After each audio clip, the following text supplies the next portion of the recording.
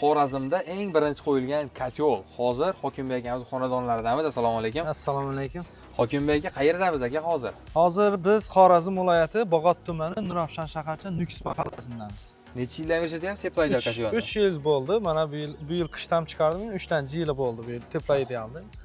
Teplaydial kotyoldan 3 yil oldin shunday tavsiya bo'ldi. Oldim, qo'ydim. Shundan hozirgacha ishlatib turibman. Umuman gap yo'q kotyoldan. Kotyol zo'r. Kotyolni o'zini, uyni, hozir yonishlarini hammasini bir qator ko'ramiz endi. Uni ham ko'ramiz aka kirib. Hokimbek akam o'zi diller bo'ladilar bizda. Teplaydialda shu Xorazm bo'yicha bemalol aloqa chiqsalar ham bo'ladi. Aka, bu yilgi sezon dozida nechta xonadonga berdingiz kotyol? Ochiq oydin xolisona. Bir 30tadan ziyodroq xonadonga berdim bu yil kotyol. Hech qaysidan hech qanday muammo yo'q. Hammasi bemalol telefon qiladilar. Bilmagan joylarni aytaman, kerak bo'lsa uyina birma-bir borib, yoqib ko'rsatib, shunda yonishini, tartiblarini hammasini o'rgatib kelyapman. Isitmayapti, rasxod ko'p, muammo bo'lmayapti. Yo'q, undan muammo bo'lmaydi. Prosta bir mayda narsalarni so'raydilar, yaxshi usullarini yoki bir boshqa bir nimalarni so'raydilar, lekin isitmayapti, boshqa degan muammo bo'lmadi. Hammasi mamnun degan pulga. Hammasi zo'r. Men bir qator ularni ham ko'ramiz hali. Birma-bir klientlar uyga ham kirib ko'ramiz. O'zlaridan so'raysiz, xudo xolasa, hammasini. Bo'ldi. Farg'onadan 1300 kilometr chiqadimi? Shunaqa 1300 kilometrdan keldik ataylar. Mana xolisona bo'lsin.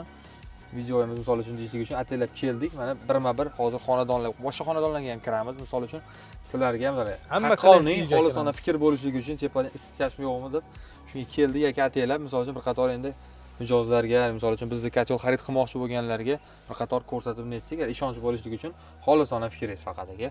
Xudo xolasa ko'ramizmi aka? Ko'ramiz, yuring. Qani ketdik. Hokimbek aka, hozir mana shu ko'rib turgan chiroyli uyimiz necha kvadrat aka?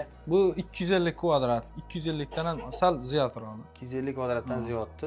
Isityaptimi kotyol aka? Chotki isitib turibdi. Ina misol uchun batareyalar o'zingiz ham ushab ko'rishlaringiz mumkin ina. Gap isboti bilan bo'lgandan batareyalar ko'ringlar ina. Hamma joyimiz bir xil temperaturada issiq. Mana hamma o'zidan bemalol. Mana shu ish katta xonamiz aynan 14 tana batareya qo'yilgan. 14 ta. 14 ta. Shu katta xona. Lekin hamma joyi bir xil zo'r isib turibdi. Bu dolani ham, boshqa xonalar ham hammalarimiz bir xil temperaturada.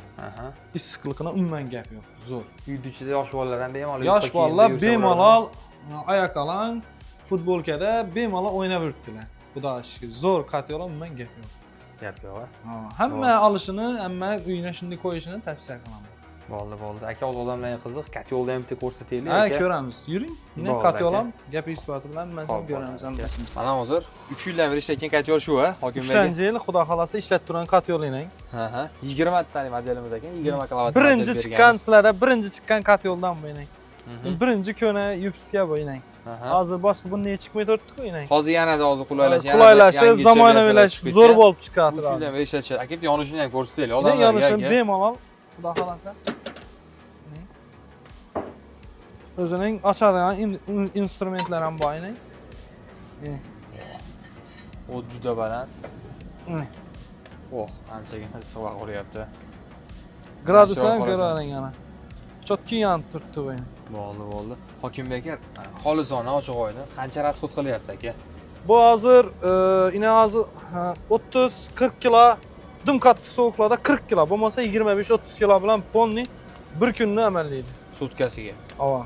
Sutkasini. Endi sutkasi deganda, misol uchun bugun soat 5 da yoqsam buni, ertasi kuni obedga 2-3 largacha yonadi.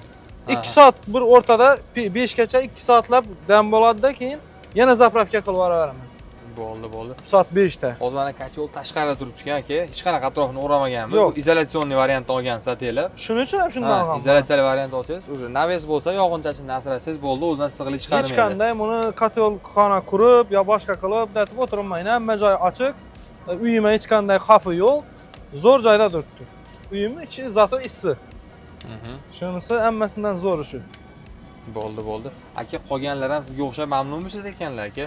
Hammasi mamnun. Bir qator hozir xudo xolasa, yana shuncha uzoq yo'l bosib kelibsiz, klientlar uyina bir qator kirib, sizga ko'rsataman. Hammasini o'zlari bilan gaplashasiz, o'zlaridan nalarni olasiz. Yana hozir gradusga chiqdi, yana o'chdi ekan. Aqlli o'chib yonib ishlayapti. Aqlli o'zi o'chib yonib ishlab turibdi. Aytilgan gradusga chiqdi, o'chdi mana. Bo'ldi. Xorazm viloyati, Bog'otdamiz, ya'ni restoratamiz. Misol uchun bemalol sizlar teplaylarga ishonib, qachon zakaz qilsalaring ham bo'ladi. Mana ishonch bo'lishligi uchun xolisona kelib fikrlarni olyapmiz. Tanlovda adashmanglar.